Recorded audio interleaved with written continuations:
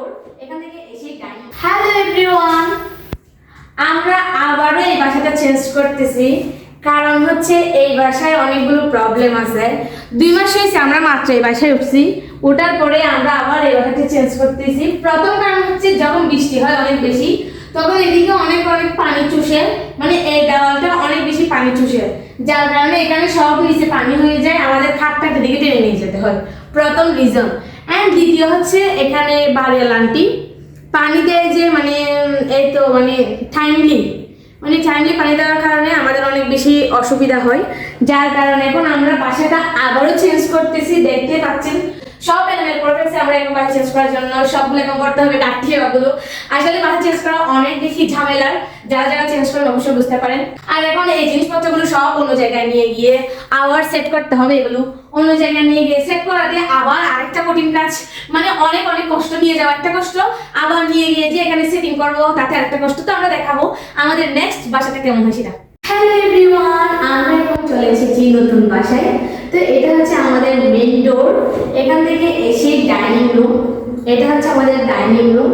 যদিও এখন আমরা আমাদের বাসাটা একটু পরিষ্কার করে নেই, এখন মাত্র রাত্রে আসছি, এসে কোনো রকম ঘুমাইছি জাস্ট। এখানে সবকিছু অ্যাভেলেবল হয়ে আছে। এটা হচ্ছে আমাদের ডাইনিং রুম, এন্ড ডাইনিং রুমের সাথে একটা ওয়াশরুম আছে।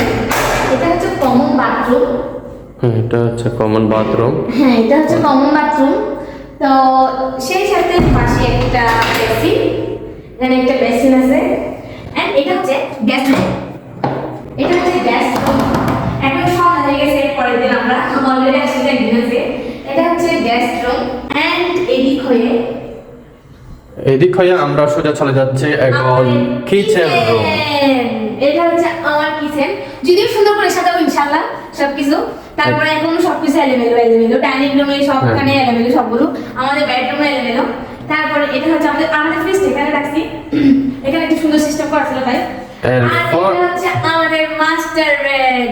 আর এখনো দরজাগুলো করা হয় নাই, মানে দরজার কাছে এখনো শেষ হয় নাই। তার মধ্যে আমরা চলে এসেছি একদম নতুন বাসা, এটা এই জন্য এখন শেষ হয়নি কাজ। তো এটা হচ্ছে আমাদের মাস্টার বেডটা, অনেক বড় তাই না? আমাদের মাস্টার বেডটা অনেক বড়, আমার অনেক সুন্দর লাগছে এই জন্য। আর এইটা হচ্ছে বাথরুম। ইংলিশ কমোডের থাকার কথা ছিল এখানে, কিন্তু এখানে হচ্ছে বাংলা কমোড। তো এটা হচ্ছে বাংলা কমোড, এই জন্য আমার হাজবেন্ড নাকি বেশি ভালো লাগে, তাই না? আমার বাংলা কমেন্ট ভালো লাগে, ইংলিশ কমেন্ট ভালো লাগে না।